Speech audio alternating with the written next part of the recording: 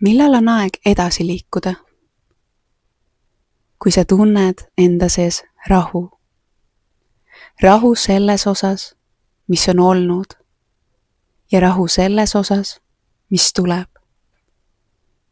Kui sa oled seal kohas, kus oled pikalt olnud, ja sa vaatad kõiki neid asju, meenuvad nii head kui ka halvad asjad, nii vead kui ka õnnestumised, pisarad kui ka naer, nii palju rõõmu ja armastust ja samas ka hirmu ja kahtlusi. Kui sa vaatad kõike seda ja tunned kõike seda ja sees on rahu.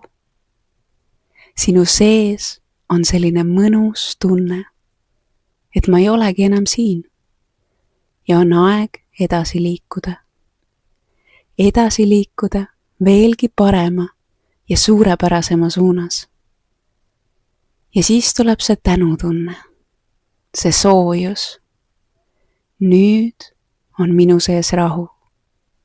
Kõige selle osas, mis on olnud ja kõige selle osas, mis tuleb.